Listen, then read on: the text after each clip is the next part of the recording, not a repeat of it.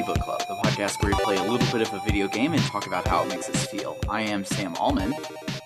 I am Elias Sailor Eli Warren. And I'm Maddie Webben. And today we'll be playing chapters 4 through 6 of Cosmic Star Heroine, entitled Escape, Festivities, and the Heart of Astrea. But before we get to all of that, how's everyone's week? My week has been a little hectic, because I'm getting ready to get married. Yeah, we leave... I don't understand what would be hectic about that. Oh, nothing at all. And I mean, especially not because it's out of state. I also did that. Yeah. I still have to find a restaurant where I can get us reservations. I still don't know for certain if 4 people are coming. I have 4 maybes. There's fucking RSVP, you fucks. Well, because, I know 2 of them didn't buy tickets back when they were, plane tickets, because they're from Missouri. They didn't buy plane tickets back when they were cheaper, and now they've gone up to, $800, so they're waiting until last minute to see if maybe they suddenly drop the price so that, because the plane's wanting butts in the seats. Yeah. So it's going to depend on whether or not that happens, if they can come. So I've got 13 confirmed, and then the other 2 are my parents' neighbors, and I don't I was told when I was asked to send them an invitation that they were potentially considering coming, and I was like, okay, can I get an exact on that? Can I get can you tell me whether they actually are? I need to tell the chefs how much to cook, so yeah, please. The only people, I've had a couple of my definites RSVP I asked on my invitations. Mm-hmm. And I know that the other definites are definites because I talk to them all the time, and they're like, I'm so excited for your wedding, blah, blah, blah, blah, blah, we're going to be at the beach, and it's going to be super fun. But, most of the people who have RSVP'd are people who aren't coming. So, I mean, thanks for letting me know. I knew you weren't coming. I said specifically on the invitation, I understand that you probably can't make it, but I wanted to send this as a keepsake. So, thanks. It was very considerate of you, but I already knew you weren't coming. And now it just makes my inbox only say no. Yeah, exactly. No one's coming to my wedding. Yeah, bunch of no's, and it's just... It's a little discouraging, but at the same time, it's all people who I knew weren't going to be able to make it. And really, having had a wedding in which 80 of our friends showed up, it would have been much better if it was just me and Summer. Not even our parents, just me and Summer, and then the priest counts as our witness. That's all we needed. Yeah. But so I've got to find a restaurant to make reservations at for up to 17 people. Yeah. Eli, would you mind a teeny bit of advice? Yes, go on. At this point, I think it's totally fair, and nobody would be upset if you went to those people and were like, "Look, I want you at my wedding. I'm glad that you're planning on coming. I cannot actually plan on you being there if you can't tell me you're being there. So, book the restaurant for not them. And if they come, they just can't go to the restaurant, and that's fine. That's how it is." Yeah. I just don't. I don't like doing that to people. Yeah, but I don't know. They understand. It's them's the rules. If you RSVP, you go to the restaurant. Yeah. I do a lot of that at my wedding. What happened to me at my wedding, similar RSVP nightmare, except in the opposite direction, because I forget how many people actually like us. So we sent invitations to exactly 40 people, and we were like, yeah, and you can bring a +1 if you need to, figuring that the rule for when you send out wedding invitations is if you send out 100, you'll get back 60 of people coming, tops. Yeah. Most people aren't going to come to your wedding. Every single person said yes, and every single person RSVP'd with a +1. So we had 80 people at our tiny... We were aiming for a tiny wedding. That's why we had only put out 40 of our closest friends on both sides. Because both of us have giant families, so most of it was family people anyways. And so it was just like, yeah, a super small 40, and we got 80 people showing up. So I did for my wedding. For my wedding, me and my fiance, like, dead ass, like, we didn't just use like percentages like you're saying. Although it makes sense because there's some family members that were very weird. We went through every single list and did like power mapping of them. Basically, we're like, okay, this person, what's the likelihood this person's coming? What's the likelihood that this person's coming? And we just did it based on a personal relationship. I'm like, this person's coming, this person's coming, this person's not, but they're definitely going to send a good registry gift. This person's not coming. This person is going to want to come, but I don't know if they'll be able to, pragmatically speaking. This person's coming, and we were able to predict with pretty shocking accuracy just by thinking about, like, who is this person? How do they feel about me? You know what I mean? Like, a lot of these are friends of my parents. Do they... Whenever I'm at home, are they always wanting to know what's going on with my life? Are they very invested in my life, or am I just their friend's kid? You know what I mean? And we were able to get a pretty accurate estimate. I don't remember how off our estimate was, but it wasn't really. Nice. Yeah, I knew that there wouldn't be a ton of people coming. Like, I ordered 40 invitations, and I haven't sent all of them out to everybody. Like. Or I have sent them out to everybody I wanted to send them to, but I still have invitations left. Mm-hmm. But I knew that there would be a relatively small percentage of people who would be able to make it. Yeah. But I mean, I don't know. Wait, I just wish people would follow instructions. Right? Yeah, I know. It's like, it's not that hard. Like, even the people who RSVP in person because they're your friends, like, still, like, no, RSVP on the fucking thing. It's not that hard. Jesus. You know what you need to do? This is time for some self-care, okay? Eli, I think you need to cut all those toxic people out of your life. And when I say toxic people, I mean redefine the term toxic people to be every person. It's just easier that way. Yeah. I guess. Just kidding. It's like just go to your mom and be like, I'm sorry, I'm cutting all these toxic people out of my life, and it's like, well, what did I do? Yeah, well, and I have a registry set up too, but like, I fucking hate asking for things, so like, I posted it on Facebook really late at night when I hoped no one would see it. That's not how you do registries. You're like, it's my special day. The whole point of registry is you don't have to ask people for. You're not actually asking, give me a present. You're just like, there's a link on the bottom that you can click on if you want to, and it has the things I want, but I'm not asking for them. They're just there. Yeah. But it feels like I'm asking for them, especially if I'm like. Yeah, it does. It does. Especially if I'm like sending it out to people, like. I don't know. I feel so. Send it out to the doctor. Well, in your case, you have several. You can send it out to the doctor that gave birth to you, the physical entity, and gave birth to Elias. You have multiple doctors that you can send it out to. Like, you mean so much to me. Here's my wedding registry. Oh yeah, and that's the other thing about wedding invitations. It's like. Invitations, it's like a game. You're like min-maxing. You're trying to max your registry presence and min actual attendees. Yes. So when you're sending to people, you're like, "Ooh, I just thought of a real good person. They'll definitely give me a gift, and they're definitely not going to come. So it's safe. Let's send it to them." But then, of course, it turns out they are coming, and you're like, "Ah, fuck!" And they have a family of 6. Yeah, it's like a little bet you have to place a little bet. Of course, there's also a third factor, which is like, what if this person legitimately has such little connection to me that they see through my game and know I'm just trying to fish for wedding presents, and then I'm exposed as a jerk ass.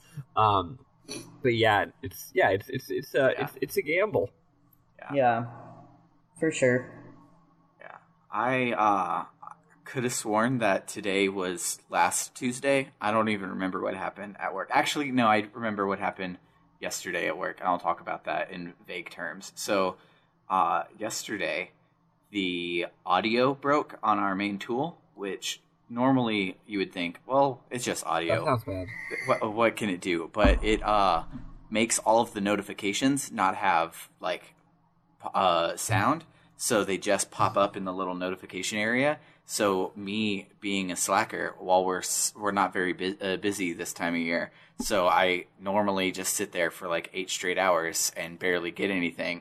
that would mean I would have to watch the notification area for 8 straight hours, and I didn't want to do that. And so Summer texted me, was like, yeah, Scarlett tripped and busted her cheek open, and she's fine though. But I ignored the she's fine and told my boss that I needed to go home to make sure she was okay, because I was worried about her, because I couldn't possibly just stare at a 3-inch real estate of screen for the whole day.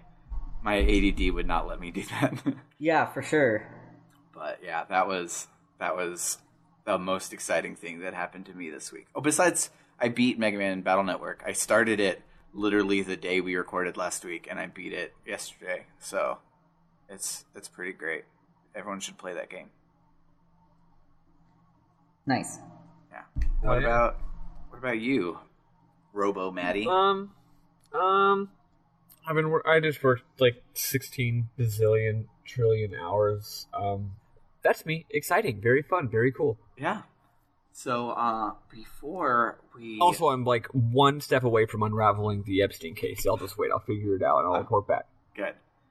So, before we listen to some awesome music and talk about an interesting set of chapters that I apparently did not have the same experience with that everyone else did, so you're in for a good episode. But before we do that...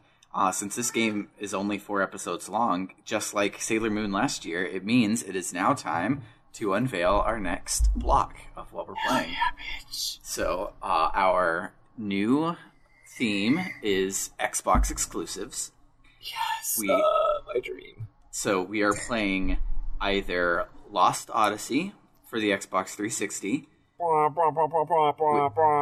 which is a Mistwalker Studio joint. Let me be completely and totally transparent. We worked really, really hard on finding 2 games that we are equally as excited to talk about. That being said, all 3 of us really want you to pick Lost Odyssey because it's made by the developers of Legend of Dragoon, my favorite game, Final Fantasy VI, Eli's favorite game, Phantom Dust, Maddie's favorite game, and also Shadow Hearts, which is Rizzo's favorite game, even though he's not here. But it's literally a game made for this podcast. But also, from a pod standpoint, it might as well be Final Fantasy X-2. Yeah. And by that I mean design-wise, not the literal Final Fantasy X-2. Yeah. And the other game that we have up is The Last Remnant, which is also great. It is by the people who do Saga, and they have like a turn-based meets like army style, weird, interesting, cool thing, which is the stuff that we like a lot here. And it's same huge epic story, so it matches on like every single beat to Lost Odyssey. But you should vote for Lost Odyssey. Also, we forgot to mention, Lost Odyssey is friend of the show, Bernard Houck, who was here for all of last season. Mm. It's his favorite video game of all time. Yeah, and he votes, so we got one. And I vote. Yeah. But yeah. I actually would be completely chill with either, honestly. I'm definitely excited about Last Remnant. Lost Odyssey, it's great. It's brilliant. I would love to replay it. I've had a hankering to replay it for a while, but also, for me, I've played it, so, I know what I'm getting into. Yeah. Right? Whereas Last Remnant, right now, I think my mood might be ooh, new game that might suck. That's fun. That's exciting and new. But yeah, now I vote with your heart. Yeah. Lost Odyssey is an incredible game. Last Remnant is probably weird as hell. Yeah, they're both good, and we both would be happy with either of them, because I already have a copy of Lost Odyssey for Eli, and Last Remnant's on Switch now. So, hey, remember when I really wanted everyone to vote for goddamn Dragon Quest V, and then we had to play Xenogears? Yeah. Yeah. So we'll see what happens, but that's why we tried really hard to find one that matched it, and we didn't try and stack the deck and be like, oh, it's Lost Odyssey versus Sneak King or something. But Sam, that I would have voted for Sneak King. Exactly, that would have happened, and we would have put in been unfair. some joke answer, and everyone would have voted for the opposite one. So yeah, that we tried to make it where we would be fine with either one, but Lost Odyssey. Lost Odyssey looks great. Snake King is probably the greatest RPG of our generation. I don't know. Snake King proved to Roger Ebert played it and said, "Wow, I guess games are art." R.I.P. buddy. Oh yeah, but yeah. Let's listen to some kick-ass Hyperduck Soundworks featuring I forgot her name music. Nope, doesn't say. So yeah, some Hyperduck Soundworks featuring a artist that is awesome, and it's credited somewhere, but I couldn't find it, so I will apologize for not knowing your name. Sorry, singing lady. Sorry, singing lady, but your song is awesome, and we're going to play it right now.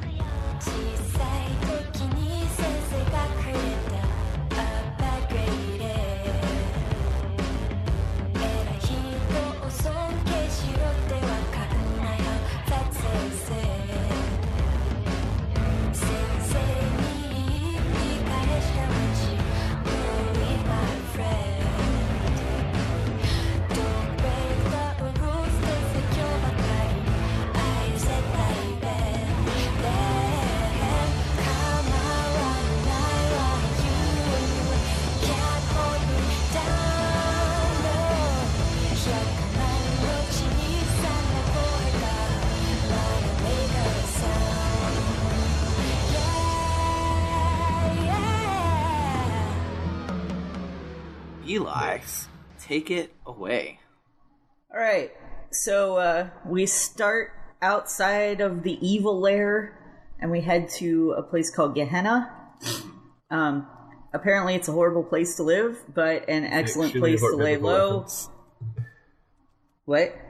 What reference? Overt biblical reference. Cool. I'm sure you said something that I would have understood if you It's were Bible. Bible reference. Yeah. Yes. Okay. So I thought that sounded familiar, but I wasn't sure.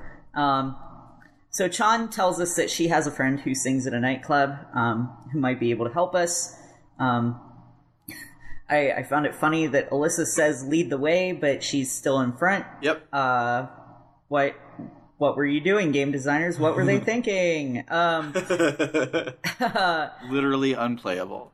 Yep, I can't do it. Wait, what part are you talking about? Cooled out of my immersion super bad, so had to turn it off. What are you talking about? And that's it for the week. Anyway, something got blowed up, and I guess we have to find out who did it. So I headed over to someone and paid 600 credits for info, which is fine because I've got like 1 million credits now. Yeah. I don't know how many credits you get on harder difficulties, but on super easy mode, I have a lot. Yeah. I have a decent amount. I have like tens of thousands, but I don't have easy mode credits. Easy credits are crazy. I had early in the chapter last week's play, I had to ration my credits pretty well because I'm playing on hard, and I had like sometimes I get to the store, I wouldn't be able to quite buy everything. I'd have to think about it, maybe come back later, or just like not buy one thing. Although this chapter, the 2 times there were things to buy, I didn't have. Can easy mode money be the new fuck you money? Yeah. I didn't have easy mode money, but I did have enough to buy everything I needed. So, yeah. Oh, Sam, or Eli, I cut out for a second. I was switching my audio source, or I was switching my stuff. What part that was unplayable? Because Alyssa tells Chan to lead the way, but Alyssa's still the one in front. Yeah. It was a joke. Yeah. It was gotcha. It was indeed a joke. I was like, wait, was this some minigame that I missed or something? No. No, it was a bad joke. So it turns out that the Agency of Peace and Intelligence has sent an assassin after us named Slab Bulkhead. Oh, sorry, Fridge Large Meat. Buff Drink Lots. Bob Johnson. Jack's Blaster Fist. Which one of those was real? Did no one get that reference? No. Oh my god, watch the Mystery Science Theater 3000 episode of Space Mutiny. Okay, I should. It's so fucking good. There's to explain the joke, because it's going to come up again. Oh yeah. There's a character in that movie that they're watching he's like a big beefy male lead, and they just keep calling him by all these different names. Like every time he shows up, they call him by a different name, and it's called like the 9 billion names of David Ryder. Oh well. So yeah, it's a really, really funny gag. I wish I would have caught it. That would have been great. Yeah, I wish you too. It was still funny, even though I didn't get what the deal was. So hold on. So was one of them his actual name or no? Jax Blasterfist is. Okay, because I definitely don't remember. Like, I saw his name and I was immediately like, oh my god, this is a perfect chance to insert some MST3K humor. Right. Nice. Love to hear it. Yeah. Yeah. I wish you would have got it. The best part is any one of those names, I would have just believed you was his name. Yeah, no, when you first said it, I didn't think it was a joke. I was like, oh, wow, that's a dumb name. And then when you finally landed on Jack's Blasterfist, I'm like, that one's ridiculous. What's his real name? So we meet a woman in this homeless shelter. Well, I was doing some exploring, and I met a woman in a homeless shelter. She asked for 3,000 credits because she wants to open a shop. So I gave her the money because I was like, maybe this will pay off later. But I might have just been fleeced. I'm not sure. Yeah, I don't know. Oh, I don't remember if I gave her the money. I know I wanted to, but I don't remember if I had enough or not. Yeah, I might not have had enough. Yeah, I see it as doing good recklessly. So that's what happened. That's what you do when you have easy mode money. Yeah, exactly. Very recklessly. So in some like alleyway, we find some guy who's called a bagman and decide that he apparently must have blown up the thing. But the police, for some reason, don't believe us. I mean, we used all the logic and reason available to us, like seeing a guy called a bagman and knowing that they blow stuff up. Yeah. But they're still gonna take away this supposedly innocent man. So, whatever. Moving on. Yeah.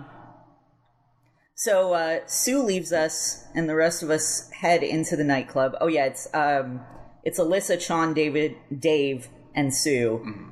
So yeah, Sue fucks off. For like literally no reason. Yeah, he says, "I need to take care of a thing," and then when he comes back, he doesn't even say what the thing was. He just is like, "I'm back because it's a new chapter now." It's like Rio Gladio and FF15 hours. He literally is just like, bye. Yeah. Well, I've got other shit to do. Right. So we go into the nightclub, and we get ushered into the VIP room because Sean is Lauren's friend. Lauren is the concert lady. And then we watch Lauren's concert cutscene, which is the exact same song playing in the club. Yeah. So I'm not sure why we needed the cutscene. But during the cutscene, oh no, there's a police raid! Oh no! Yeah. Oh no! I actually really liked this cutscene a lot. It was pretty cool. Yeah, because like it still has the weird art bullshit that the whole game has, but I don't know. I think it's growing on me for how weird and dumb it is. Like, I still think it's an improper choice, but it being weird and bad is making me like it at just like platforming and Xenogears being weird and bad. Did you notice a funny little graphical thing here where like during the thing it's they did a lot of work. They actually lip synced the singing to the song, which is really crazy for anime. But the funny thing is, so it kept cutting between a bunch of different clips, camera shots, kind of, where it's like a shot of the girl singing, a shot of the keyboardist keyboarding, a shot of the bassist bassisting, a shot of the drummers drumming. None of the other ones are synced to the music, just because they're clearly reusing shots, which is like fine. Like I'm not wanting you to animate an entire 3-minute long concert. I'm not like 0% judging. It's actually the other way around. I'm very impressed that so basically you're like seeing the same little 2-second shot of the drummer strumming that you've already seen 3 times. It just keeps cutting back to it, but then every time it cuts to the singer, it actually is lip synced. Yeah. So I'm like, that's cool. That's cool. The drummer's not hitting his drums on beat, and the bassist isn't bassisting on beat, but the singer is singing the actual words. It was cool. Which is really cool. Yeah. Yeah. And the song's the bop. On mine, I don't know if it's a Vita thing, but it sounded really low quality. I don't know if it sounded like that to you guys. It sounded good. I think I recall it sounding excellent. Okay, yeah. So it might just be a Vita thing, compression for space issues and stuff, but...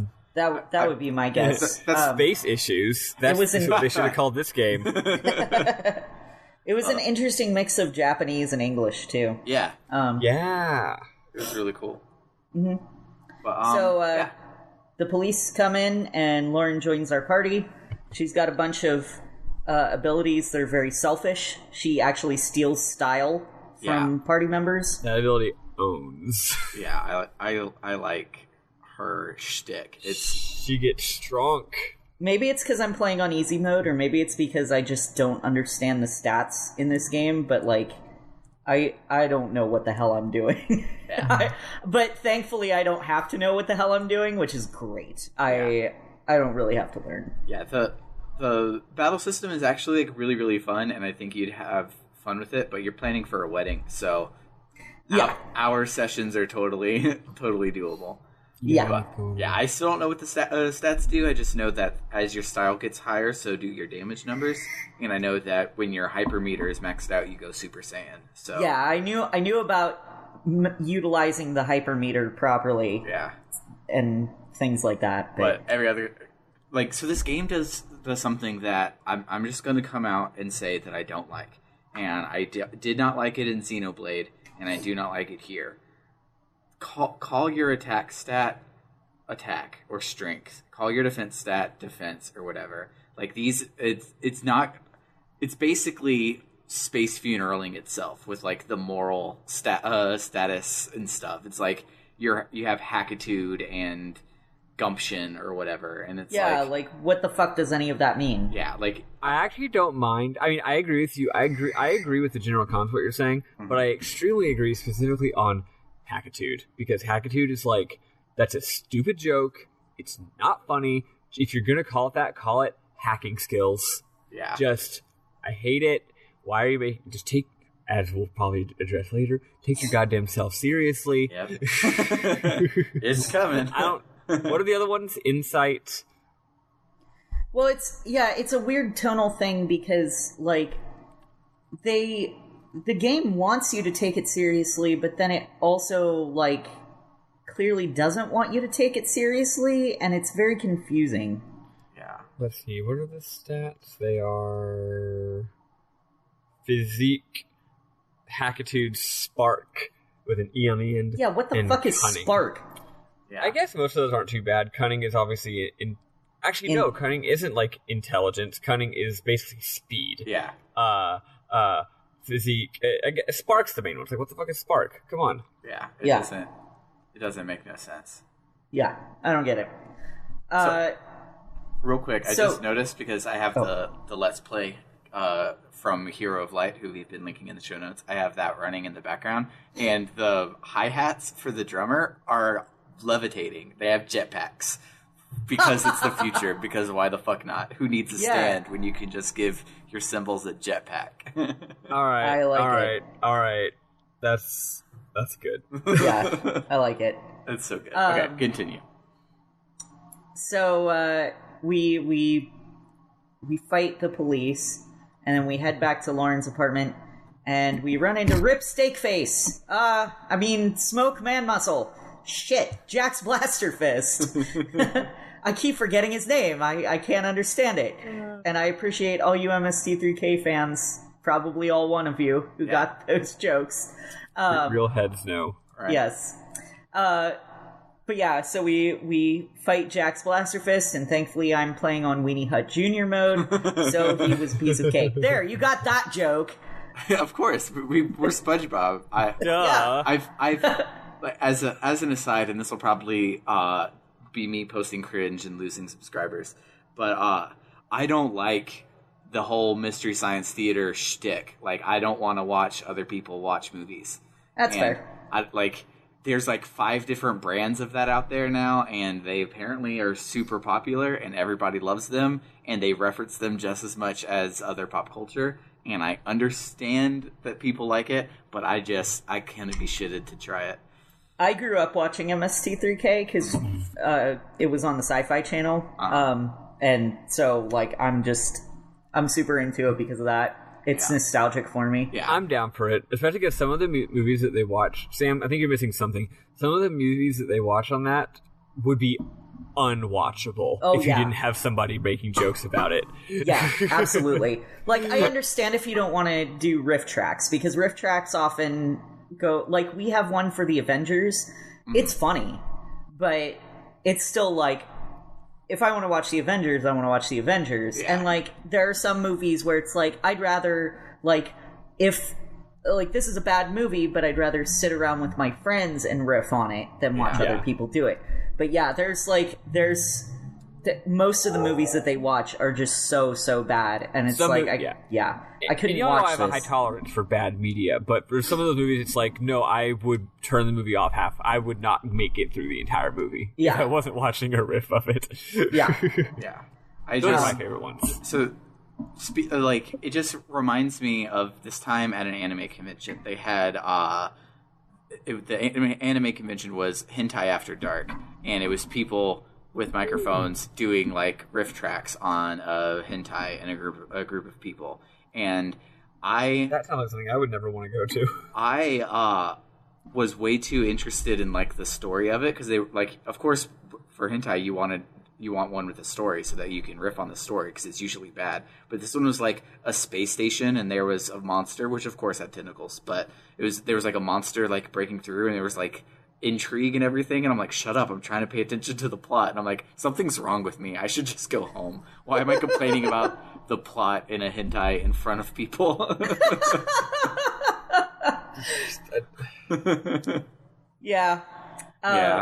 I'm a special case, but I just want everyone to remember that I'm married and I have kids, so somehow it all worked out for me. Yeah, Space Mutiny is worth watching, I'd say. It's one of the best episodes. Anyway, maybe I will give it a try because you love it so much, and I care about you and your taste. Can that be a movie night?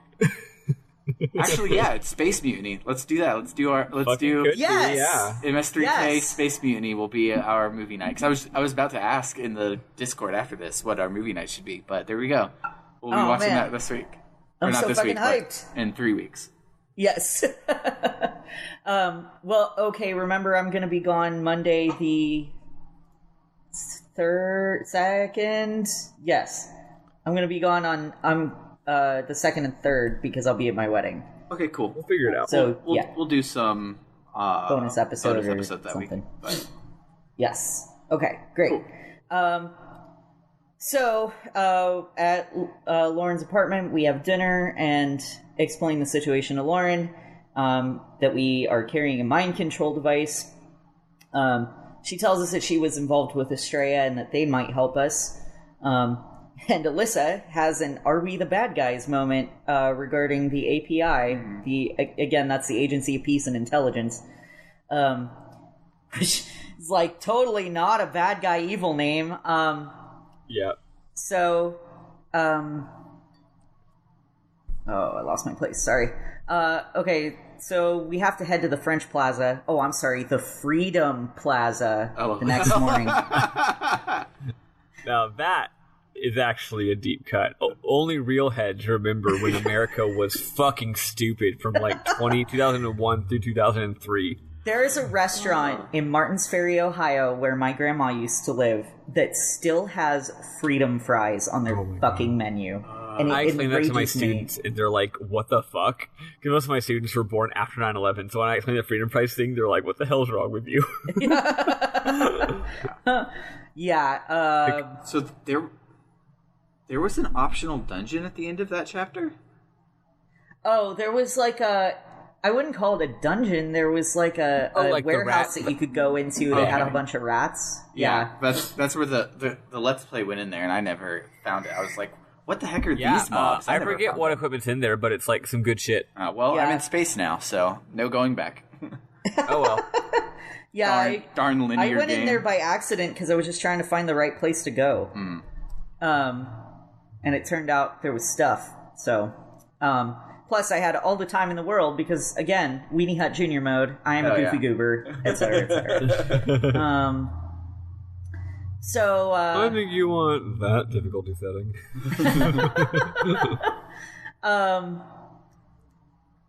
why do we keep... Oh, okay, so in my notes, I wrote, why do we keep getting world map sections? What is the point of this? Like, there really is no point to this quote-unquote world map where you're, like, zoomed out slightly. They just want to reference... Yeah. Oh, okay. Gotcha. Great. So, Alyssa says that she's going to go into the Freedom Plaza alone, so they're less likely to attract attention, and the others will the others will secure the area. In the center of the plaza is a weird tentacle statue that in no way looks weird. Evil. Yeah. And even the NPCs comment on it. Yeah, all of them around it are like, I have no idea what this is supposed to be. Doesn't it kind of look like Nakatomi Plaza on fire? And I'm like, kinda. I guess I need to watch Die Hard eventually. I still haven't seen it. I just can never remember Skybreaker Tower. Are y'all joking with me right now? No. I know it's and a total, this is like, the reason normie... I don't want to watch Die Hard, because people freak out when I say I haven't seen Die Hard. Out. I was actually more freaking out that both of you haven't watched it, specifically Sam, who references it constantly. I reference it by way of Brooklyn Nine-Nine, but also I've seen Live Free or Die Hard, which is one of my favorite action movies. So I did see one of the Die Hard movies. I think it was like the third or something, because it was for one of our like team events at work. And all of the Die Hard references I know are from Bob's Burgers. Oh yeah, nice. Bob's Burgers has a lot. Yeah, Die Hard, I know. It's like a total normie opinion. It's like Die Hard is like your favorite movie. It's like your favorite movie of all time if you're like 1% not normie. Yeah, like you're just enough not normie to know that you should have an interesting favorite movie, but not enough to have anything more interesting than Die Hard. However, Die Hard is actually a fantastic movie. So there you go. Yeah. Okay. It really is that good. Yeah, Live Free or Die Hard number 4 with Justin Long and Timothy Olyphant in it is one of my favorite movies I've ever seen. So I do not doubt that the rest of them are good. I just haven't gotten around to watching them. That might have been the one I saw. I don't remember. It also has Kevin Smith in it, but that's not the reason I like it. Okay, cool. Sure it isn't, Sam. No, the reason I like it is he blows up a helicopter with a car, and Justin Long is like, you just blew up a helicopter with a car, and Bruce Willis is like, I ran out of bullets. It's my favorite action movie one-liner in the whole world, so... Yeah. I think that may actually be the one I saw then, because I do remember a car blowing up a helicopter. Yeah, because the helicopter had just previously flown through a tunnel, even though its propeller blades are clearly wider than the width of the tunnel. Yeah. It's action movies. You don't question that. All right, now we're watching Die Hard for our movie night. We've got 2 movies. Vote on the movie. Yeah. So the weird tentacle statue apparently represents the pillars of Arenu life, which is stability, unity, and freedom. Totally not the bad guys, everyone. Yep. Yep. Normal thing to say. Yep. One guy patrolling we run into is a distant cousin of Alyssa's named Finn. Mm-hmm. Guess he doesn't know we're on the lam from the police. And I love Finn so much because his whole shtick is that he's a shitty cop, and they just lean hard onto it. He's the tank, but he's not the tank because he's big and strong. All of his tank moves are be annoying, and it annoys the mobs into hitting you instead of being the tank. But yeah, no, he's just like, hey, it's like, presumably there's like, his orders are like, find this girl, right? Like, watch out for this girl. But he sees his cousin, he's just like, hey, cousin, what's up? Hey, Nico, my cousin. I had to make the same joke. Let's go bowling. Big Iranian titties.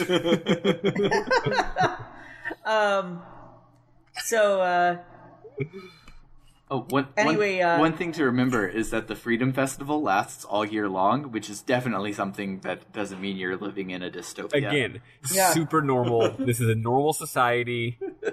They have the freedom regular time. They have the freedom to decide which hand their sex monitoring chip is implanted into. Yeah. And if they don't want to pay their taxes, they have the freedom to spend a weekend with the pain monster. Yeah.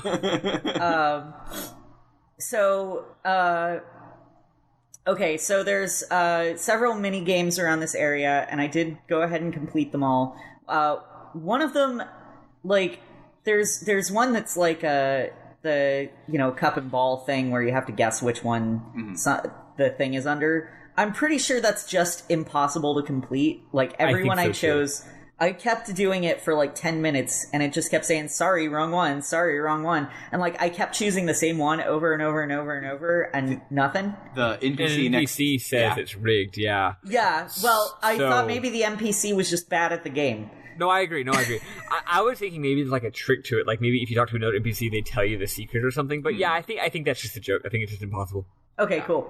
Yeah. So there's another one, joke. Or not joke, another minigame here that is, it's impossible if you're Sam Allman. So it is a scavenger hunt, and you have to go and find all of the little bits, and they're hidden pretty thoroughly. And some of them you don't like see on the map. You have to like talk to everybody, and then one of the person will give it to you. It's actually a really well made scavenger hunt. Except scavenger hunts, like as a thing that exists, means look everywhere. So if you're walking up towards the top of the screen and you look in this alleyway, and then it shumps you onto the rest of your gameplay for the week, and you don't get to finish the scavenger hunt, you get real sad. And so I was prepared to park and like just spend like 4 hours on these mini games because why not? And I didn't get to do any of that because I was looking for a little shiny piece, and I walked off screen. You were looking for love in all the wrong places. I was. The guy who normally skips that shit did them all. Yeah, I'm sure I would have been shunted into the cutscene as well if Sam hadn't warned me about it. And I was like, okay, not only am I not going to go up there, but I'm also going to make sure I save a lot in this place. Just in case. But yeah, it was a fun scavenger hunt. I enjoyed it quite a bit. Yeah. We got a leader satchel for it, which is a Alyssa thing, and then we also got a staff for the rock paper scissors game. Rock paper scissors I almost got on the first try. I missed one of them, and then I was like, let me just look this up. Oh my god, actually I want to explain this real quick because y'all will laugh at how stupid I am. Okay, so is this going to be explaining rock paper scissors for 30 minutes like you did on our unrecorded episode of Xenogears? So the way that this works is they tell you, it's not really rock paper scissors. It's actually a logic game. So you have to win 8 rounds in a row, but the person gives you hints. So they're like, I'm always going to do this. I'm always going to throw the same symbol on the first and fourth rounds, and the second and third rounds. And I actually remember all the rules. And the one on the 5th round beats the one from the first round. And 5 and 7 are the same, and I'm gonna throw paper less than I throw rock and scissors, blah blah blah, right? Mm-hmm. So I whip out my phone. I'm like, hell yeah, I was born for this. So I whip out my phone and I'm logicking it, and I actually get it on the first try. I'm like, okay, you're gonna do like, something like rock, scissors, rock, paper, scissors, or something like that. And I write it down, and then I play them. And I enter those, and it's wrong. Because you entered them, and not what beats them. Exactly. Yeah. Here's the thing. It took me forever to figure this out. I was like, where's the flaw in my logic? So I'm writing down all the clues again, thinking, maybe the clues can be interpreted 2 distinct ways. Maybe the way that I wrote it fits the clues, but it's only one possible way to fit the clues. Maybe there's a different way to fit the clues.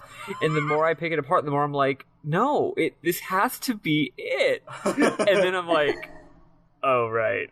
This is what they're doing. I have to beat them. I'm stupid. So basically, I was able to solve a somewhat complex logic puzzle, but I was not able to remember the basic rules of rock, paper, scissors. Yeah. That's so good. Well, I feel better, because like I said, I just missed one of them, and I was too tired to try and figure out which one of the one that I missed, and I knew it was either 6 or 8, and it turns out I missed number 6. So I just had to fix that. 6 is interesting. There's no clues about it, except that you just figure it's got to be paper. Yeah. So after the mini games, we head into that alleyway that Sam got trapped in, and we run into Steel. And oh shit, they got Dave. I actually, so the way he said, sorry, Alyssa, I thought maybe he turned us in. Yeah. That's what I thought too. And I actually was like, yelled at the screen because I was so upset, but like in a good way. I was like, no, what a great twist, betrayed. But turns out that's not what happened. That's not what happened. No. I'm glad y'all responded that way too. I would have really liked if Dave had betrayed us, honestly. It would have been a good twist. It would have been very upsetting, and I would have hated it. Yeah, especially because Dave was the one that found out everything, and so it would have been a really interesting like character study of somebody that looks at all of the shit and is like, this is horrible, but it's better than free will or whatever. Like, like that leap of villain logic would have been a really interesting thing to happen to a party member, but no. And giving this game being the way it is, they could have swung it as like a Xenogears reference, because the guy kind of, you could think of as being kind of like Saitan. Yeah, that's true. Oh, referencing Xenogears. Saitan was confusing. Yeah, spoiler alert for Xenogears. So, but also, who gives a shit? Sean contacts us and says she's with Astrea. They have everything under control and to just play along with whatever the API wants. Steele says he'll spare my friends if I act as a martyr. So essentially, they're going to have Alyssa go up and say how much she loves the API and then get assassinated. Yeah, this is actually pretty cool on the bad guy's part. It's like, we're not going to assassinate a traitor. We're going to assassinate a hero as a what do you even call that? A psyop. It's basically the Protoman Act 2, the Father of Death. Yes. Protoman is so good. Eli, you should just go listen to both Protoman albums after this. You'd actually really like it. Make sure you have the lyrics up, because the lyrics include stage directions that you don't get to hear while you're gotcha. Okay. Anywho, continue. Yes. So it turns out the sniper is Echo, the chick who hates us. But Lauren comes up and smacks Echo and causes her to miss. And then apparently Chon managed to rescue Dave. Now some alien guy named Zuxorv is trying to collect a bounty on Alyssa. That guy's cool. Yeah. Yeah, he's pretty neat. So we defeat him with Finn and Lauren, and he runs off after a more lucrative target. And then we get a cutscene featuring Giant Master Chief.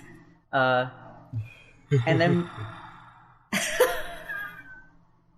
Did I upset you? No. This is the part. Okay, so I'm going to take over for a hot second. So sure. Please do. I want to hear your read on this. So this is an elaborate Halo 2 reference, besides the fact that it looks like Master Chief. It's actually not, but it's really cool because this dungeon is also this boss. So you're climbing up this robot using the office buildings next to you, of course. But you're climbing up this robot, going through dungeon things, and then you come out and you have a boss fight. And then you keep climbing up, and then you come out and you have a boss fight. And it's really, really cool, and it heightens up the drama in a really cool way, and then it's super awesome. And then out at the top comes the first boss of the game, and you get to fight him again. And you're like, wow, this is super cool.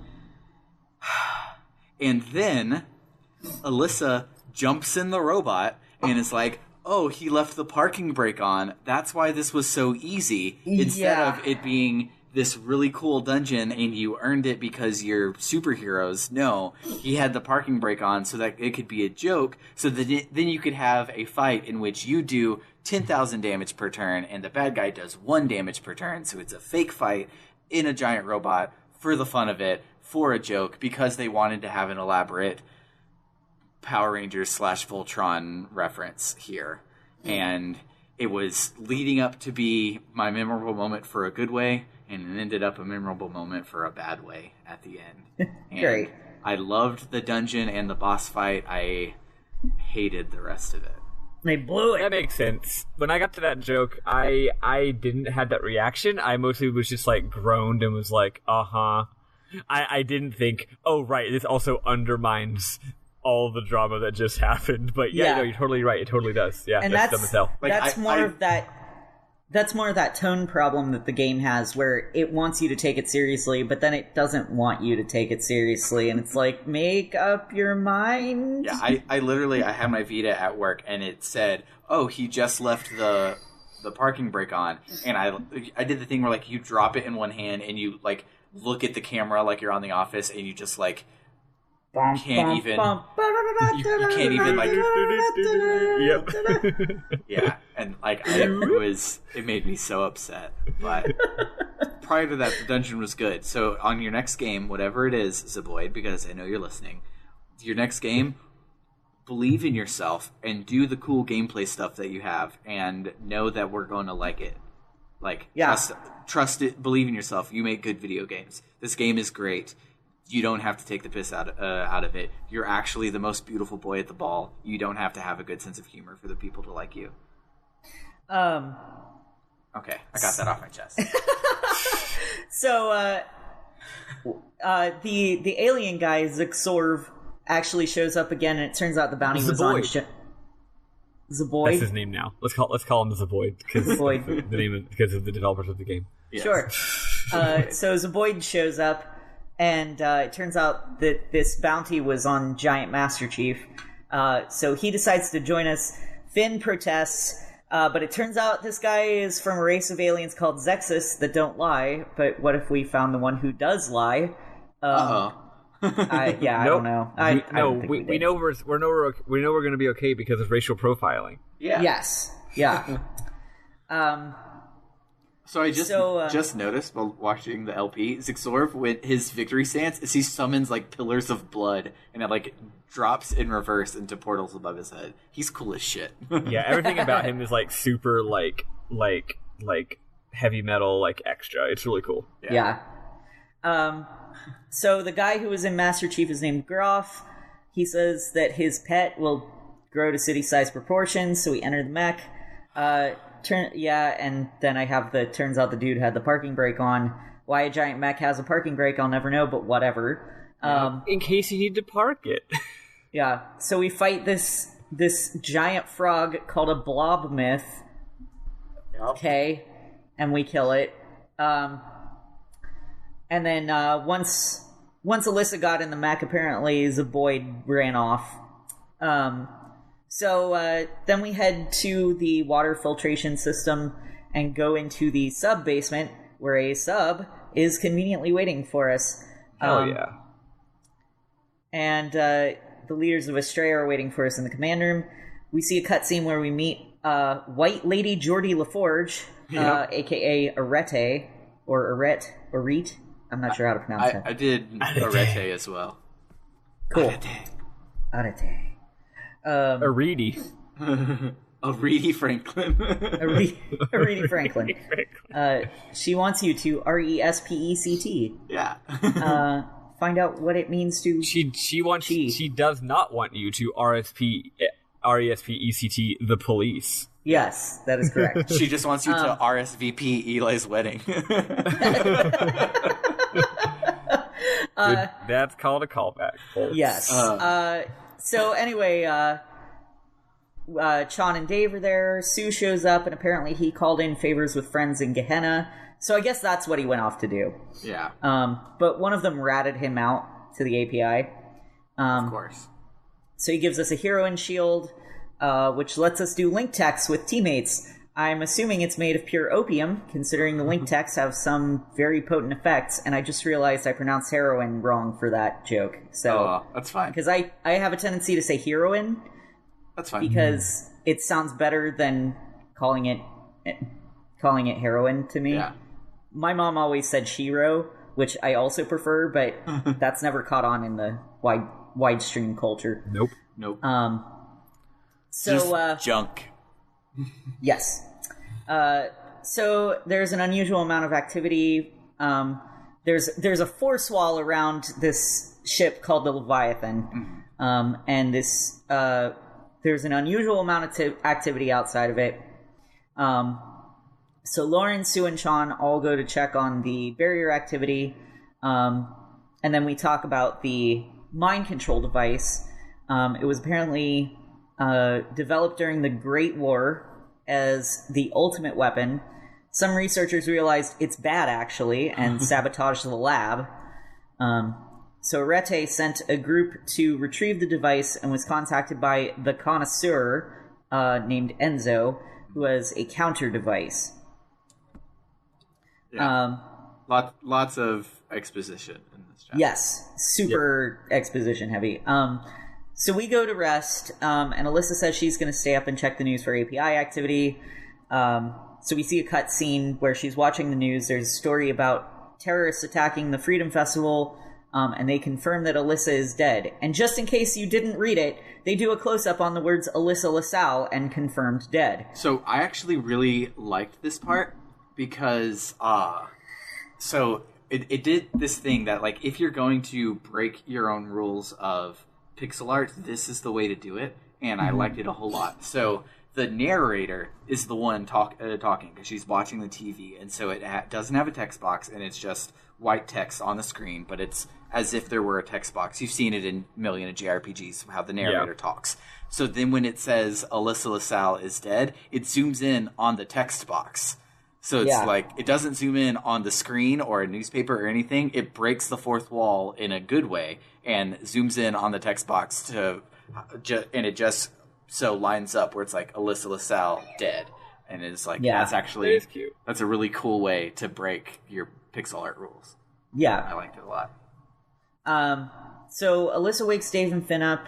So I wrote, due to an alarm that we can only hear by using our imaginations, but I found out that this may have actually been an alarm because my sound kept cutting out, my background music kept cutting out anytime I would tab out. Not every time, but sometimes. And I was tabbing out a lot because I was keeping notes on a notepad in my computer. So let me see, because I have the Let's Play open. I don't recall if an alarm played or not. I will say, as far as audio glitches go, I only experienced, this is a very, for me, very well programmed game. I only encountered one audio glitch. There's no alarm going. It is just the red lights everywhere. Great. So my joke held up. We can only hear it with our imaginations. Nice. It's a visual alarm. They don't want to alarm people. Yeah. Oh yeah.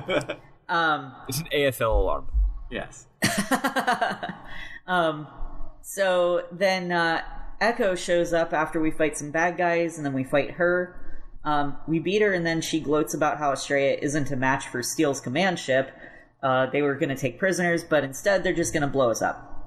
Oops. Oops, all blown up. Oops, all blown up.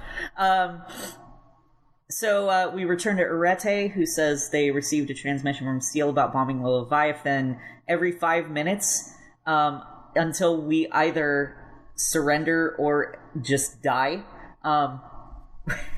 which made me think of the Futurama joke where the Omicronians say that they're going to increase the temperature of the planet by 1 million degrees every few seconds.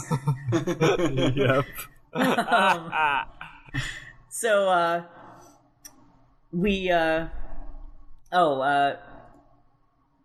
Finn freaks out. Mm-hmm. He's a shitty cop. Yeah, he says, I thought I would die valiantly in duty, not get crushed under tons of water like a common fish. And, like, I wrote in my notes, dude, fish don't get crushed. Have any of you people even seen a fish? And then I wrote, spoke too soon, Dave corrects him. Yep. Yep. Dave's like, the writers aren't dumb. This character is dumb. Yeah. I do like Finn a lot. Yeah. So Arete says that they have a contingency plan, and it's up to Lauren, who is at the remote force field generator, which they want to deactivate for some reason. It turns out it's because Arete didn't give the all-clear.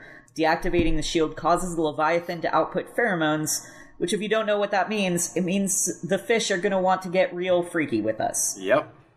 And I really liked this bit because they split the party in the second dungeon, but the second party didn't get to do anything. But you actually get a fight without Alyssa's overpowered as shit water attacks, and I really enjoyed it. Tight. Yeah. But all these next mobs are weak to fire, which Chon has. Yep. So that helps.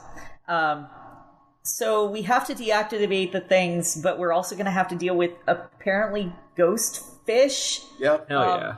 I don't know what this game is anymore. It's a JRPG. If you were concerned up until now you know for real that it's a JRPG. Yeah. Funny thing is, for me earlier, I've been looking at my characters' abilities, and one of the characters I got a new ability. No, that's not it. I've been looking through my status effects because I forgot what some of them did. I was like, what does Rust do? So I was looking through the tutorials, and one of them is one of the status effects. I forget what it's called, but it's like, oh, it only affects spectral enemies, and I was like, oh, that's a cool status effect that like Sean has or somebody has, but it only affects spectral or has an extra damage against spectral enemies. Well, I don't have any of those yet, and then I get to this dungeon, and I'm like, there it is. Yeah. That happened at some point. Yep. So after we deactivate the first generator, we run into a big ghost fish that we have to fight, and then there's a ghost dragon eel thing after deactivating the second generator. So we defeat that. Yeah, neither fight was really difficult. The only fight that really stuck out to me this week was the giant robot fight that we already talked about. The rest of them kind of just you punch them a lot, which is fine. Like not everyone has to knock them out of the park. How was it on almost the hardest mode, Maddie? Unlike last week, which had some real battles that were making me think a big thonk, I didn't wipe once in this week, and don't think I really came close to it. The game got a lot easier. I might even bump up the difficulty. We'll see. Oh, okay. But I don't like the idea of having to change it myself. It's like I think that one too big a difficulty, it should have a nice curve on its own. Mm-hmm. Yeah. So it's like I started off on hard. It's easy now, but maybe the curve will come back around later. We'll see. Yeah. But yeah, if I get, I do like the battle system enough that if it keeps being this easy, I might actually bump it up. Yeah. Yeah, that's fair. So Lauren finishes deactivating everything, so we run away, and then we get a cutscene of a big fish thing coming to fuck Steel's ship. Hell yeah. Literally, this turns the game to an R rating. Titty in my hand. Hell yeah. It's kiss your neck. Oh, I fucked it up. It's okay. So we board on Steel's ship while he's distracted by a seriously horny fish. There's always a bigger fish. Yeah. Is it also a gay fish? Yes. He likes fish sticks. All right. I need to stop referencing South Park. Look, I'm sorry. They made 3 good jokes, okay? And I'm going to reference the 3 good jokes that were made on that show. Yeah. They had a golden period, and unlike Simpsons, it is not the early stuff that's golden. It's the middle 4 seasons of South Park are really good. And that's it. I just love Kanye, frankly. Yeah. It's not South Park I like, it's Kanye that I like. Which is just as bad, and you should stop. Yeah, please. So there's a soldier who tells us that Steele's abandoned the ship, so he tells us about the self-destruct sequence, and a surprise for anyone who tries to stop it. Oh boy, I love surprises! Yay! Yeah, surprise! Hacking the computer will open a release lock on something. I hope it's a pony. It's probably a pony. I wrote later, update, does not appear to be a pony. Dave agrees to hack the computer, and we get in position to get our special surprise that's definitely not a pony. Mm-hmm. And oh good, we're fighting a creature that was supposedly extinct. Not sure how I feel about wiping out the last remaining member of a species, but I really we should not kill it. Oh well. Yeah. I consider myself an environmentalist. I don't feel comfortable with this, but okay. So we kill it, and then we get another cutscene of that fish just really giving it to Steel's ship. Yeah. Boy, that fish is into it. Yeah, our ship. That fish is super, super into it. And then we take off into space. Yeah, and that's where we stopped for the week. Well, there was a couple other things that came up before we could save. Oh, yeah. I forgot. So Enzo apparently decided it was too dangerous to meet with us because of the API. So we make the decision to head to Romu to learn about Enzo, and then we will sneak into his mansion. And that's where it ends. Yeah. Nice. Awesome. I had a kid named Oh, I guess I shouldn't share my students' name. Who cares? Yeah. No one's listening to this thing. You should, as the producer of the show, you should. No, I'm not going to. The kid's first name was Enzo. Yeah. I won't say the last name. His last name was Matrix. Enzo Matrix. Yeah. But anyway, because it sounds so similar to Ezio from like fucking Assassin's Creed. Every time I read my kid Enzo's name, I was like Enzo. Enzo Rigatoni. So that's what I'm thinking about when I see this. I just think about that. It's very Italian. I don't even remember the kid's last name. I never met with the kid. Nice. But they were assigned, and then I didn't tutor them. Let's listen to some more awesome music from this week's playthrough, and then we will talk about our memorable moments. Oh yeah, bitch.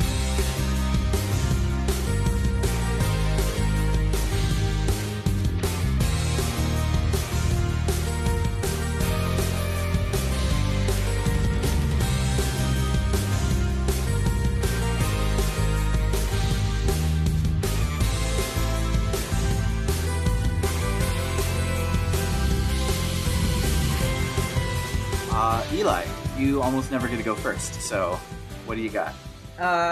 So I just have a few screenshots here. There's a cleaning robot, or no, there's a robot outside of an empty warehouse that you talk to, and he says, "Positronic brain the size of a space plum, and I'm stuck peddling real estate. Where did I go wrong?" Now, this is clearly a reference to Hitchhiker's Guide to the Galaxy. However, what the fuck is a space plum and how big is it? Because if you don't tell me that information, I can only imagine in my mind a regular plum, and they're not very big. Yeah. Again, with this game's world building being literally jokes, and that's the only world building there is. Yeah. And it's like that brings up one that I had in the Millennium Fair, where which is the name of the fair that they're copying from Chrono Trigger, by the way, Eli. I know that it's called the Freedom Festival. It's not actually called that. Yeah. Okay. But in the Freedom Festival, you can buy like brog legs and tepid glorsh or whatever, and like those aren't real words. That doesn't make it funny. No. And so it's just like you have to use real words, and that's one of my biggest pet peeves in sci-fi is when somebody is saying. So, like, they're being Sandy Cheeks, right? And they're not saying, "Oh, I'm moving faster than a jackrabbit on a hot tin roof in the middle of August." They are saying, "I'm faster than a glorp hound on a subterranean ginkum flop on the middle of Joopy Plop," or whatever. And it's like, whatever. I don't know what that means. And that's like sci-fi loves to do that all the time, and because I'm like, I want to know what a jinky flop is. I want to know what a juper duper is. Tell me what these things are so that I understand the reference. Yeah. Does this conversation bring up the Codex in Mass Effect, and I can go and read about the varied history of the jinky plops? Because that's what I need. Or not even that, but like it could at least be a little bit of foreshadowing, and maybe a jinky plop shows up later as like a rancor or something. Yeah. You know what I mean? Yeah. Alas. But yeah. So then the next screenshot that I have is someone in the club saying, "I have such a good spot here that I don't want to leave and risk someone taking it." And it's like, there's like half a dozen people here. Your spot's going to be fine. It's really not that full. And then there's a woman at the bar who says, "I ordered some milk. I regret not specifying the species." And I thought that was pretty funny. Other than that, I don't really have anything. All right. What about you, Madeline? Let's find out. I did really like Dave correcting Finn about the fish thing. I thought that was kind of funny. Yeah. Another one that I low-key didn't like. Not to be too the thing is, I'm enjoying picking apart my issues with this game. It's like I'm not dunking. It's like it's interesting to think about. Yeah. And Gehenna, there's a robot who goes, he keeps cleaning. He's like his animation is that he's always cleaning, and the cleaning robot goes, "Additional cleaning producing no gains in cleanliness. Must continue cleaning. Curse you, programming." And like, okay, that's a pretty funny joke. They're in a shitty alley, and he keeps cleaning because A, that's the animation that he has as a sprite, and B, the joke that the alley is so clean that it never gets clean. But the curse you programming, it's just like making it so like a robot wouldn't say curse you programming. And I realized, this game's writing is aughts webcomic. Yeah. That's what it is. It's webcomic. That's a really good way to put it. It's like the jokes are either references or they're like a certain kind of joke. You know what I mean? Webcomic jokes. Anyway, let's see what else. Where is it? I have one on deck. Yeah, you go on. So in Gehenna, there's this cat, and you go to talk to it, and Dave is like, "Oh, what a cute little kitty! It reminds me of my old pet Patches. Patches was brown and gray, though." And then the cat goes, "Foolish human! Ours is an ancient and proud race. We are nobody's pet." I did that one. It's such a low-hanging fruit, but I loved it so much. In the bar, there's actually a really good. This is exactly my kind of NPC. You're in a bar and there's a table and there's these two NPCs at it, and you talk to the man and he goes, "My date." They're across the table from each other. You talk to the man and he goes, "My date."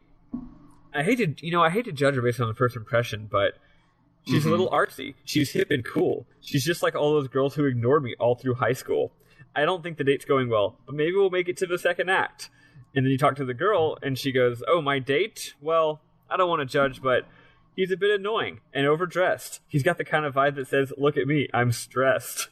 But that's just a first impression. I could be totally wrong. In fact, I hope I'm totally wrong. And I'm like, that's cute. Like, right? It's funny. Like, at first it's like sad. Like, he thinks she's awesome and she thinks he's not that great. But she's like, "But I really enjoy his company." Yeah. She's like, "Yeah, it's all right. We'll see how it goes." I'm like, that's really cute.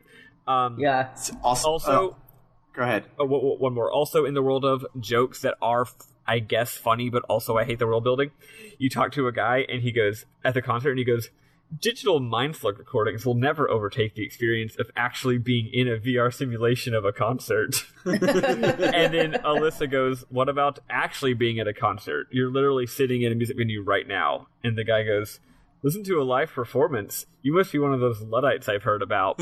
So, like, the joke is there. Like, nowadays we say that, oh, a CD can't compare to a concert, and this guy's saying, the mind slug recording is the kids these days, right? But on the other hand, it's like, you can't just make up that you have mind slugs.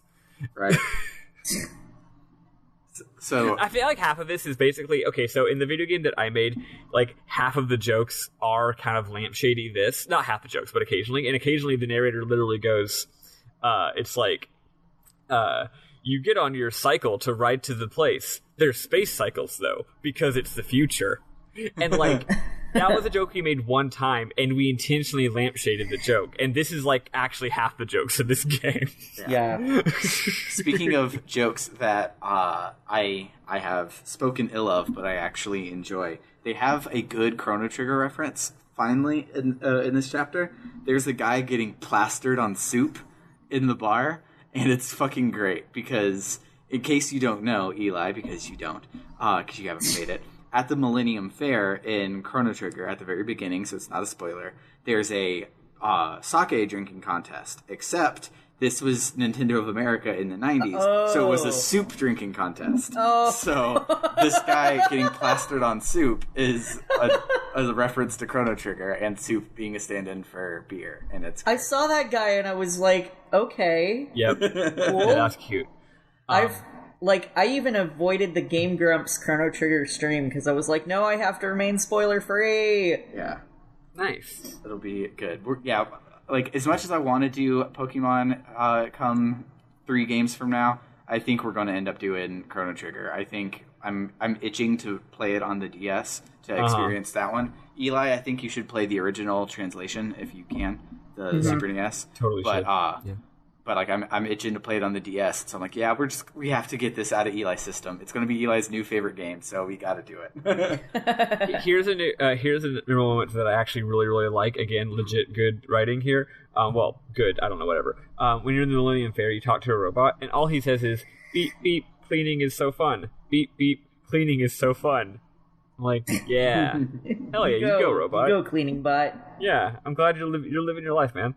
They programmed you to be happy, and it makes me happy. Exactly. Why would you program a robot to not be happy? That's just cruel. Yeah. Yeah.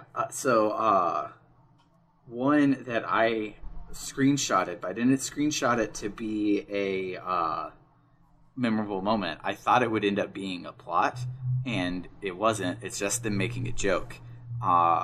Because that's what they do here, is their jokes are indistinguishable from their plot.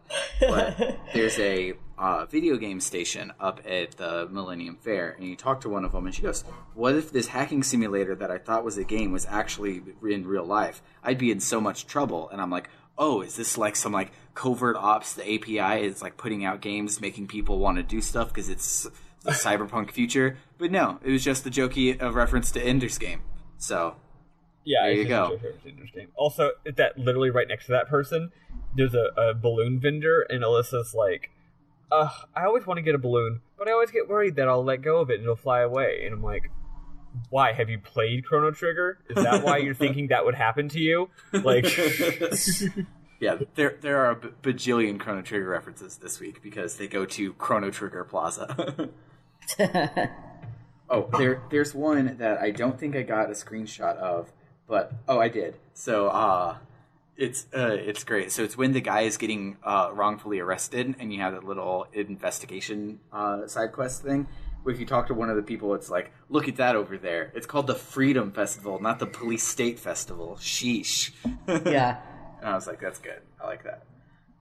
2 more, and then I'm done. Actually, one of them is a tip in case you ever. Oh wait, you wouldn't go back to Astrea HQ because it blew up. Well, Yeah. Yep. Did y'all get the satchel?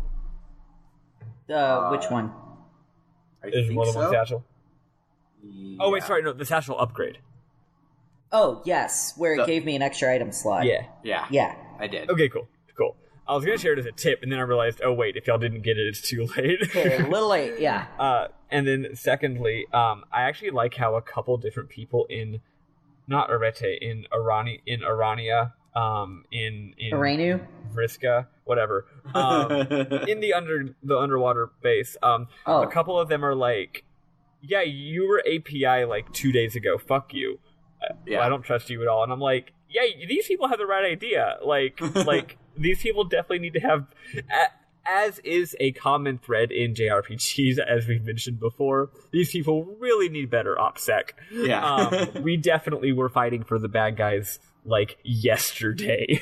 So they really should be like, maybe we don't trust you with every single thing. Oh well. Yeah. My last one is, so Dave has iPads, that's his weapon type, and one of them that you can get this chapter is called a love pad, and its flavor text is, can love bloom on a digital device? Yes, Metal Gear Solid reference, Yeah, and it's great, and I loved it. There it is. See, if all of their references were just in their flavor text, that would be great for the game. Like, I love all of, like, referencey flavor text stuff. It's so good. But this is, like, references the game. Yeah, it's everywhere. But again, the game is really good. We are not dogging on the game. We just want it to be confident in itself. The thing about this game is that the way that it is so obviously on purpose. Yeah. That's the thing. You know? It's not incompetence. It's like, no, y'all wanted the game to be like this. I don't think it was the right call, but you clearly know what you're doing. Next time, try doing something different. That's my opinion, at least. Yeah, it definitely feels like very polished and put together. Apparently, when it came out, it was buggy as shit, and we're thankfully playing it so far in the future. But it's still polished, and lots of love was put into this. And I think you all had great ideas, and I think you should just lean on those ideas and not have to just write around them all the time. It's like when the teacher in those problematic movies rolls into the underprivileged school, and there's the kid there who is like the lowest performing kid in the whole school, and he's clearly an actual genius, and the teacher can see the potential in him, but he just doesn't believe in himself, right? So then Robin Williams or whatever the fuck has to give like a motivational speech, you know, saying that, you know, it's like a tough love speech. He's like, actually, fuck you. Actually, you're doing this to yourself. Actually, you're undercutting yourself. You're you're sabotaging yourself because you're scared to love, even though really it's probably because of lots of structural elements, and you really shouldn't be victim blaming because he probably just doesn't have enough time with his family because of poverty. But we're not going to address that problem. That's anyway, next week. So Maddie forgot to remind me, but by saying that story, she actually did remind me. I had a really good analogy for what this game feels like. And that I specifically told you should share. Yes, so please do. So all three of us on the podcast have probably experienced this. But being a young man in high school, everyone tells you that girls love a sense of humor, and confidence is key. So you take those two things, but you have a deep-seated self-loathing. So you don't think that you're actually as good as your confidence is. So you double on extra of the humor, and it all becomes self-deprecating. So you go around and you're constantly saying like, yeah, but because I'm a garbage person, and all of these things like taking the own piss out of yourself, instead of just actually being confident and going up and just being like, hey, Lauren, you're really, really, really cute. We should go out sometime. Instead, you just sit there and like joke around and hope for things to be better. And that's kind of what this game feels like. It's like, oh, I'm making a JRPG, but that's really hard. So at the very least, I'll have a funny game, because if you can't make it good, make it funny. But they also can make it good. The game is good. Also, they're not making it funny. True. But yeah, it needs to be confident in itself. And I'm sure seeing what has grown from Breath of Death all the way to this one, their next game is going to be phenomenal. And I believe in them. If their next game, they decided, like, if they somehow were to listen to this damn podcast, and the next game they were to like be like, you know what, let's do what Maddie and Sam keep saying. Let's literally have no jokes in our game. And double down on the bullshit anime drama and the feelings and the schmaltz, and just live in it, actually go hard on it, not try to play it off like we're too cool. I bet the game would be fucking fantastic. I bet. Yeah. I think it would blow the roof off the sucker. Yeah. But, yeah, on that sad-ish note. Also, make it have a card-based battle system. Yeah. You're almost there. Yeah, just literally reuse this battle system because it's great, but shuffle your... when you go to refresh, it shuffles your available things. It's That'll chill. Be great. We believe in you. Do it. It'll be good. But so that will do it for the week. If you liked what you heard, just let us know. You can leave us a rating and review on iTunes, Stitcher, wherever you get your podcasts, which helps us find new listeners. Or you can drop us a line at rpgbookclub@gmail.com, or just check us out online at rpgbook.club, which has links to our Twitter, our Ko-Fi, our Discord, as well as blog articles about the games we've been playing. Like the Mega Man Battle Network one has now been up for a week, so everybody can check it out. It's real cool. I like that game a whole lot, and I talk about how much I like it, and it'll probably make you want to play one, because I sent it to Matt to proofread, and then he sent me back a screenshot like 2 hours later of him playing Mega Man because he was mad at me. But definitely head up the Ko-Fi if you have some money burning a hole in your pocket and you want us to play Halo, because we are like $20 away from playing Halo. So please make us force Eli to play Halo. Yes, which has I've been avoiding it for years. Watch this just awaken a monster in you, and you just become a Halo kid. Oh my god, yes. So we get there to talk about it. We're like, all right, what difficulty did everyone play it on? And Maddie's like, yeah, I played Legendary. I'm like, yeah, it's been a while for me, so I just played Veteran. What about you, Eli? And like, I played on double Legendary with all of the skulls. Plebs, get on my level. Also, I played the entire series, and I read all the books. Here are my fan theories. And here's another copy of my fan theories in case you throw away the first one. If that happened, it, like, I don't know, assume I've been replaced by a doppelganger at that point. Because the good Eli is in the lodge and can't leave. Yeah, exactly. How's Annie? How's Lavitz? But Yeah, so reminder, if you have supported us on the Ko-Fi, to go and vote on our next game. That link will be up by the time that you hear it. It'll be up by the time that I get the files back from these guys, so you'll probably already have voted, but go vote. Griffin, I'm talking to you. You kept procrastinating and you missed the last one, so make sure you go vote. Damn it, Griffin! But yeah, as always, for RPG Book Club, I have been Sam Allman. I'm Elias Sailor Eli Warren. I'm Maddie. And toodaloo, folks. Bye, love you. Bye, everybody.